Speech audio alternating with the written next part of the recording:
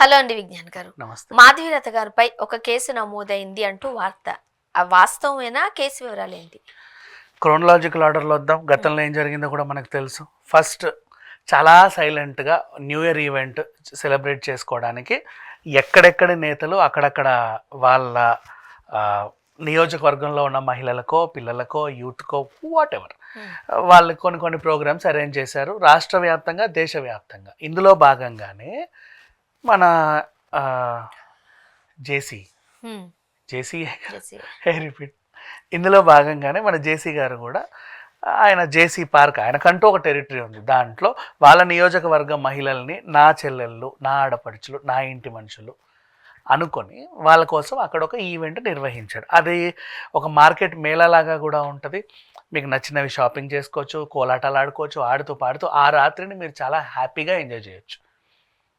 అలా వాళ్ళ ఆ, నియోజకవర్గం మహిళల కోసం. ఎందుకంటే ఆయన ఇన్నేళ్ల నుంచి గెలిపిస్తున్నారు కాబట్టి కృతజ్ఞతగా ఆయన ఒక ఈవెంట్ అనేది నిర్వహించారు. తనకు టెరిటరీ ఉంది కాబట్టి వీళ్ళు కూడా చాలా హ్యాపీగా తయారయ్యి ఇదిగో వెళ్దామా అనుకునే టైంకి ఒక వీడియో బాగా వైరల్ అయ్యింది. అక్కడికి వెళ్ళకండి, అక్కడ గంజాయి తాగే వాళ్ళు ఉంటారు, మృగాలు ఉంటారు, ఆడవాళ్ళు వస్తే చాలు విచ్చలవిడిగా వాళ్ళ మీద దాడి చేస్తారని ఒక ఆవిడ చెప్పింది. పోనీ ఎక్కడ పడితే అక్కడ ఉంటారా, అసలు ఇంట్లోకి వెళ్ళి బయటికి వెళ్ళదంటే మీరు ఎక్కడికన్నా వెళ్ళండి, ప్రాబ్లం ఏం లేదు. మీరు నిజంగా గంజాయి అడ్డాకి వెళ్ళినా కూడా ప్రాబ్లం లేదు, కానీ జేసీ గారు అడ్డాకి వెళ్తేనే మీకు ప్రాబ్లం అన్నట్టుగా ఆవిడ చెప్పింది. సో అలా చెప్పేసరికి ఆయనకు కూడా ఒళ్ళు మండింది. నా సొంత చెల్లెళ్ళు నా సొంత అక్కల్లాంటి వాళ్ళు నా ఇంటి ఆడపడుచు లాంటి వాళ్ళు నా ఇంటికి రావడం ప్రమాదకరం అని, అంటే జేసీ పార్క్ అంటే ఆయన అడ్డా ఆయన ఇంటికి వచ్చినట్టే, అదే. అది ప్రమాదకరం అని ఇంకెవరో చెబుతుంటే ఆయనకు ఒళ్ళు మండింది. ఇష్టం ఉన్నట్టుగా తిట్టాడు. తిట్టిన తర్వాత కూడా ఎందుకులే ఈ పెంటతో మనకెందుకు అని చెప్పేసి పోన్లే ఎంత కాదనుకున్న ఆవిడ కూడా భూమి మీద మనలాగా పుట్టిన ఒక మనిషే కదా అని గౌరవించి సావు అని ఒక సారీ పడేశాడు. అంతవరకు అయిపోయింది. కానీ వాళ్ళ టార్గెట్ ఇంకొకటి. వీళ్ళే ఈఎంఐ ఏం చేస్తుందంటే ఫేమ్ ఉన్న రాజకీయ నాయకులు, పైగా బాగా అగ్రెసివ్గా ఉండే రాజకీయ నాయకుల్ని పోక్ చేయడం గట్టిగా. వాళ్ళని గుచ్చితే వాళ్ళు ఏదో ఒకటి అంటారు, లేదా వాళ్ళ అనుచరులు ఏదో ఒకటి అంటారు, వాళ్ళ చేత వాళ్ళని గుచ్చి వాళ్ళ చేత అనిపించుకున్న తర్వాత వీళ్ళు నన్ను ఇలా అన్నారని వాళ్ళ మీద కేసు పెట్టి డిఫేమేషన్ వేసి వాళ్ళ దగ్గర డబ్బులు లాగే మెంటాలిటీలు వీళ్ళు. బేసిక్గా వీళ్ళ ఉద్యోగమే అది. ఈ టాపిక్ ఎందుకు ఇంత చెప్తానంటే నేనే చెప్పినందుకు మనం మాట్లాడుకుందే గతంలో. దానికి ఆవిడ అదేంటిది నీ ఆస్తి రాయించుకుంటా, నీతో అది చేసుకుంటా ఇది చేయించుకుంటా అని మనకు పెట్టింది చూసాం మెసేజ్. ఓహో ఇదా వీళ్ళ ఇంటెన్షను హ్మ్. అని అనిపించింది. సరే బాగానే ఉంది. ఆ తర్వాత మైలేజ్ రాల పాపం, మొత్తం ఉల్టా అయిపోయింది. తిట్టాను, తిట్టించుకున్నాను, సారీ చెప్పాడు, అయిపోయింది. ఇంకేంటి మన మెయిన్ ఇంటెన్షన్ సారీ చెప్పించుకోవడం కాదు కదా, చిల్లర కదా. హ్మ్. మరి చిల్లర రాకపోయేసరికి ఇంత చేసిందంతా వేస్ట్ అయిపోయింది కదా. మరి అంత తిరిగాను, అన్ని ఛానళ్ళు తిరిగాను, ఇంత తిరిగాను, అంతా వేస్ట్ అయిపోయింది. నా శ్రమ గీమ మొత్తం ఈ ఇంట్రెస్ట్ నేను ఇంకేదన్నా రాజకీయ నాయకుని టార్గెట్ చేసి ఈ పాటికి డబ్బులు వచ్చేవేమో అకౌంట్లో. ఈయన వల్ల నాకు రాలా, ఏం చేద్దాం అనుకొని మళ్ళీ హైదరాబాద్ వచ్చి అన్ని స్టూడియోలు తిరిగి మా అసోసియేషన్లో కంప్లైంట్ పెట్టి నన్ను అలా అన్నారు ఇలా అన్నారని కింద పడి మీద పడి ఇక్కడ కూడా కంప్లైంట్ ఇచ్చేసి అమ్మయ్య చేతులు దులుపుకొని వెళ్ళింది. సరే అయిపోయింది. ఎదురు చూస్తుంది ఏదో రోజు సమాధానం వస్తుందా అని. ఇప్పుడు షాక్ ఏంటంటే నువ్వు మాట్లాడింది జేసీ గారి గురించి కాదు, ఈ నియోజకవర్గంలో ఉన్న అందరి మహిళల ఆత్మగౌరవాన్ని నువ్వు కించపరిచావు. అంటే వాళ్ళ ఆత్మగౌరవం దెబ్బతినేలాగా నువ్వు మాట్లాడావు. వాళ్ళు ఎవరినైతే నమ్మారో ఆ నమ్మకాన్ని నువ్వు బ్యాడ్ చేసావు. కాబట్టి వీళ్ళందరూ కలిసి ఇప్పుడు మాల మహానాడు రాష్ట్ర చైర్మన్ అనుకుంటా ఆవిడ కోంకణి కమలమ్మ గారు, ఆవిడ ఏం చేసిందంటే రాష్ట్ర డైరెక్టర్ మాధవీలత మీద కేసేసింది. ఏమని, మా మనోభావాలన్నీ దెబ్బతిన్నాయి, ఈవిడ మమ్మల్ని చాలా కించపరిచేలా మాట్లాడింది అని చెప్పేసి. జేసీ గారు ఏమనలా. యాక్చువల్గా చెప్పాలి అంటే ఇప్పుడు జెస్సీ గారు ఏమనలేదని అట్లా అంటారు నేను మీరు? ఖచ్చితంగా అంటానమ్మా, పరుష పదజాలం వాడితే 100% వెనుకో చెప్పనా స్వర్ణ, అర్ధరాత్రి ఫర్ ఎగ్జాంపుల్ నాకు తెలియకుండా నా మొహం మీదకి వచ్చి మీద పడి నువ్వు నన్ను ఏ అంటావంటే నేను కూడా ఏదో ఒకటి బూతి మాట్లాడతాను. ఎవరైనా అలాగే ఉంటారు. అన్ఎక్స్పెక్టెడ్ ఎవడి మీదకి ఎవడు వెళ్ళకూడదు. నీ ఇంటికి వచ్చైనా సరే నీ మొహం మీద రాయేస్తే నువ్వు తిడతావు.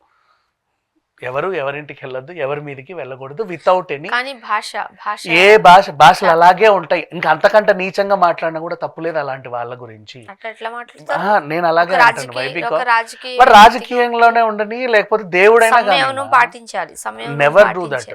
ఊరికే ఒకరు మన మీదకి రాకూడదు, ఎవరికి ఆ హక్కు లేదు. నేను అది చెప్తాను. ఇప్పుడు మీరు అన్నట్టుగా వాళ్ళ టెరిటరీ, అది ఎవరికైనా బాధాకరమే. బాధాకరం అలా అనకూడదు, నువ్వు దానికి చెప్పొచ్చు, గట్టిగా చెప్పొచ్చు. కానీ ఆ భాష ఉపయోగించే చెప్పాల్సిన అవసరం లేదు. ఇంకా ఆ భాషని 100 సార్లు అన్నా తప్పు లేదు ఈవిడ పైన అంటాను నేను.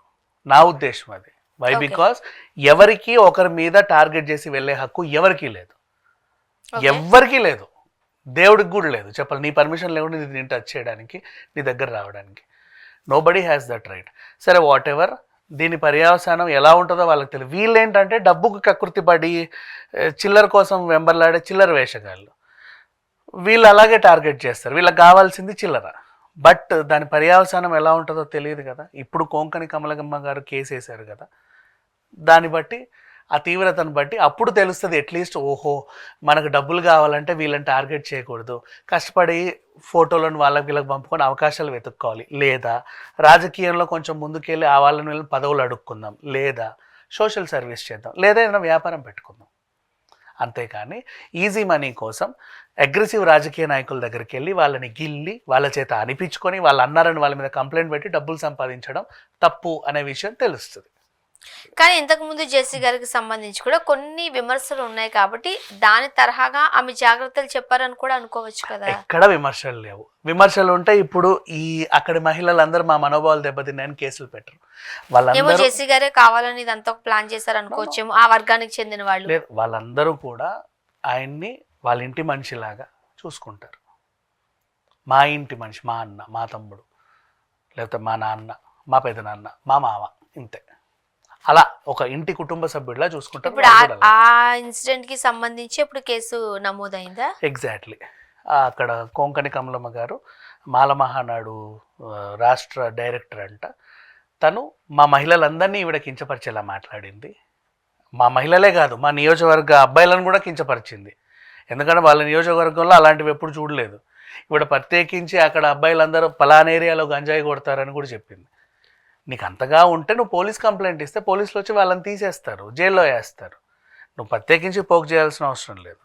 జరిగింది అది. సో ఈవిడ పెట్టిన కంప్లైంట్కి గాను ఇప్పుడు ఈవిడకి మీద మరి ఎన్నేళ్ళ జైలు శిక్ష పడుతుందో తెలియదు. దీని కేసు నేరం రుజువైంది, చెప్పలేదు. కానీ ఇలాంటివన్నీ ఒక రకంగా చెప్పంటే నిలబడతాయా అంటే నువ్వు అదే పనిగా డబ్బుల కోసం ఎంత దూరమైనా వెళ్తున్నావు. మా అసోసియేషన్కి ఏం సంబంధం అమ్మా? నువ్వు రోడ్డెక్కి ఎవరిని పడితే వాడిని తిట్టేసి వాళ్ళ చేత తిట్టించుకొని మా అసోసియేషన్ సంబంధం ఏంటి? బేసికలీ ఇట్లా. అప్పుడు మా అసోసియేషన్ ఎట్లా స్పందించింది? మా అసోసియేషన్ దగ్గర కూడా రానివ్వరు ఇలాంటి వాళ్ళని, సీరియస్లీ. అయినా సరే శివబాలాజీ గారు చాలా మంచోడు కాబట్టి వింటాడు, ఏంటమ్మా చెప్పు అని. బట్ పట్టించుకోరు. చూద్దాం కేసు ఎంతవరకు వెళ్తుందో. Thank you so much.